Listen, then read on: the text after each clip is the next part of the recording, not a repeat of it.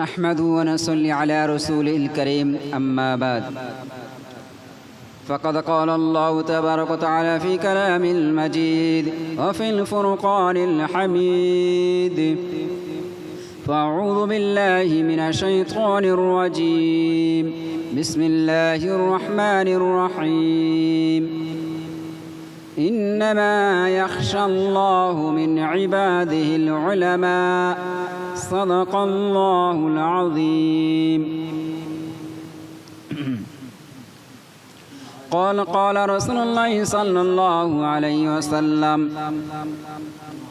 بلغوا عني والآية أو كما عليه الصلاة والسلام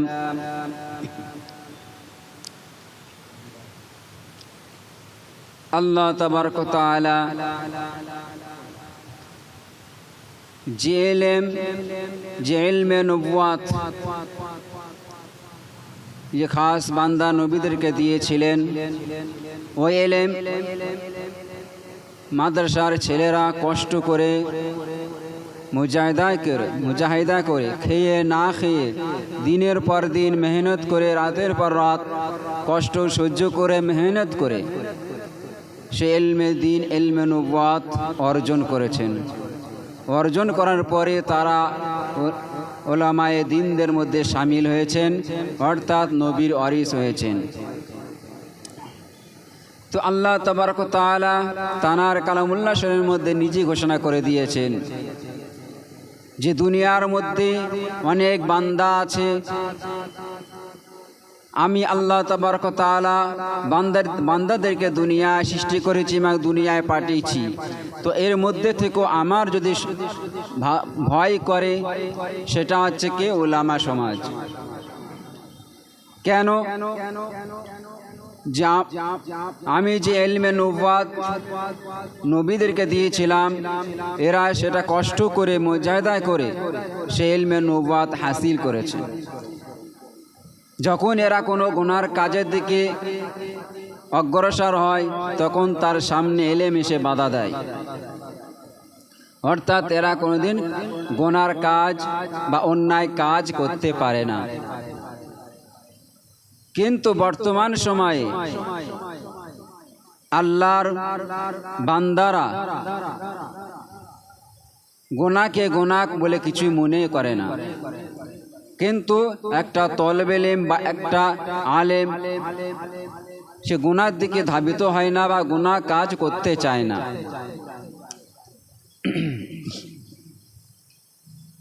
তো আমার বলার উদ্দেশ্য এটাই যে আজ বর্তমান সময়ে উলামা সমাজ আছে বলে আজও পর্যন্ত সমাজটা কিছু না কিছু আল্লাহ পাক এদের ওসিলায় ঠিক রেখেছেন। উলামা সমাজ যদি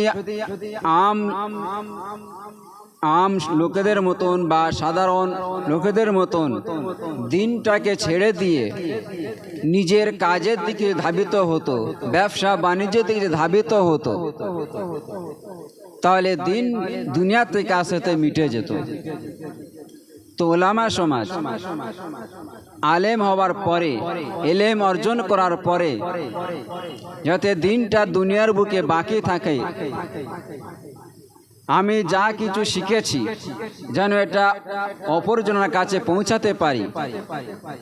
তো এই ব্যাপারে আল্লাহ রাসূল সাল্লাল্লাহু আলাইহি ওয়াসাল্লাম বলেছেন, অর্থাৎ হাদিসে কুদসির মধ্যে আছে যে তোমার কাছে যে জিনিসটা আছে সেটা অন্যজনের কাছে পৌঁছে দাও। যদি তোমার কাছে একটা আয়াত থাকে সেটা অন্যজনের কাছে পৌঁছে দাও। তুমি যে জিনিসটা জানো সেটা অন্যজনের কাছে পৌঁছে দাও। তো আলেমরা সে ইলম হাসিল করার পরে দিনের খেদমতের জন্য, আল্লাহকে রাজি খুশি করার জন্য নিজের ঘর বার বিবি বাচ্চা সন্তান ছেড়ে সব কিছু ত্যাগ করে মাদ্রাসায় বা কোনো মসজিদে এরা এখানে কি পড়ে থাকে, এরা সেখানে গিয়ে থাকে। এরা এত কিছু ত্যাগ করার পরেও দিনের খাতিরে ত্যাগ করছে, কিন্তু আমি তো ত্যাগ করতে পারি না। আর উলামা সমাজ যখন ত্যাগ করে আমাদের কাছে আছে, তা আমরা তাদেরকে অপমান করছি, অপদস্থ করছি, তাদেরকে সম্মান করি না, তাদেরকে বেইজ্জতি করি, তাদের সঙ্গে বেয়াদবি করি, তাদেরকে ভালোবাসি না, তাদেরকে খারাপ নজরে দেখি। আরে মাথা মোটা, তুমি কি জানো যে ইলমের কদর, কোরআন ও হাদিসের জ্ঞান তোমার বুকেতে কোনো একটা পেট টিপলে আলিফ বার হয় না। আর আমি চলেছি একটা উলামার পিছনে লাগতে, একটা ইমামের পিছনে লাগতে। যদি কোনো মসজিদে ওলামা না থাকে, আলেম না থাকে, তাহলে তুমি নামাজটা পড়বে কি করে? যদি একটা মসজিদে ইমাম সাহেব না হয়, ইমাম সাহেব না থাকে, তাহলে তুমি জানাজার নামাজটা পড়াবে কার দ্বারায়? তুমি দুই ঈদের নামাজ পড়াবে কাকে নিয়ে? তোমার মেয়েকে বা তোমার ছেলেকে বিয়ে দেবে কি করে? এবং এছাড়া দিনের অন্য অনেক কাজ আছে, সেগুলো উলামা সমাজ না হলে হয় না।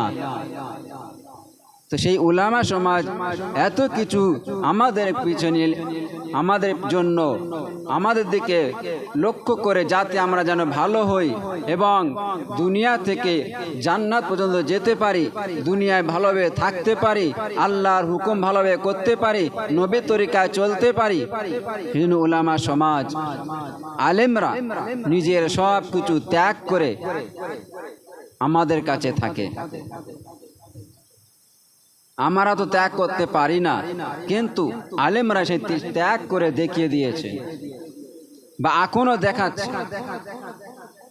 এত কিছু উলামা সমাজ, উলামারা করার পরেও আমাদের নজরে আলেমরা একটা খারাপ হয়ে দাঁড়িয়েছে। তারা যদি দিনের খেদমত থেকে দূরে সরে যায়, তো দিন আমার মনে হয় যে আস্তে আস্তে সরে যাবে, দিন আস্তে আস্তে দুনিয়া থেকে মিটে যাবে। আমি দিনের কোনো কাজ জানি না, কোরআন পড়তে জানি না, হাদিস বলে জানি না, শরিয়াতের কোনো মশলা জানি না, না পাক না পাকি বলে মশলা কিছু জানি না। এবং আমি যে দুনিয়ায় চলবো কিভাবে, এও অনেকেই জানে না। নিজের মন যেটা চায় তাই মনে করে। মন চায় জিন্দেগি ছেড়ে দিয়ে রব চায় জিন্দেগি ধরা, আর এটা ওরাই করাবে ওলামা সমাজ। তো সেই জন্য যে সমস্ত আলেম ওলামা নিজের সব কিছু ত্যাগ করে যখন আমাদের কাছে পড়ে থাকে, আমাদের কাছে আসে, তো ওদেরকে কদর করা, ওদেরকে সম্মান করা, ওদেরকে ভালোবাসা, ওদের কথা শোনা। ওরা তো কোনোদিন আমাকে বা আমাদের খারাপ কথা বলে না, ওরা সর্বদাই ভালো কথা বলে, যাতে আমরা ভালো হই, আমরা ভালো পথে চলতে পারি, হারাম থেকে বেঁচে হালাল রাস্তায় চলতে পারি, গুনার রাস্তা থেকে বেঁচে ভালো রাস্তায় আসতে পারি। সেই জন্য ওরা আপ্রাণ চেষ্টা করে। তা সত্ত্বেও ওদের বিরুদ্ধে আমরা আঙুল তুলি। আমার বাড়িতে ঝামেলা হয়েছে, আমার রাগটা ইমাম সাহেবের কাছে গিয়ে ঝেড়ে দেই, এটা কোনোদিন ঠিক না। সে বেচারা সব কিছু ছেড়ে দিয়ে তোমার কাছে পড়ে আছো বলে তোমার রাগ, তোমার গুসা সব কিছু তার উপরে কে করবে? না,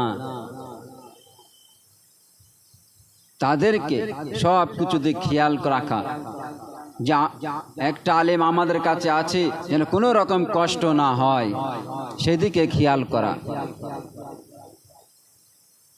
আমার কাছে যে জিনিস আসে সেটা যেন অন্যজনের কাছে পৌঁছাতে পারি।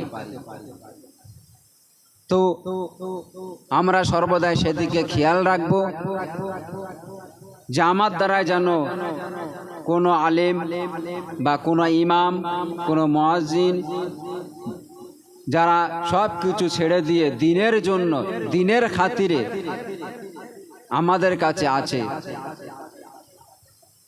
তারা তো দুনিয়ার কোনো কিছু চায় না, কিন্তু দুনিয়া থাকাকালীন অর্থের প্রয়োজন হয়। সেই জন্য তাদেরকে যতটুকু প্রয়োজন হয় সেই অর্থ দিয়ে তাদেরকে সহযোগিতা করা। তো আল্লাহ তাআলা আমাদেরকে শোনাতে বেশি বেশি আমল করা তৌফিক দান করুক, আমিন।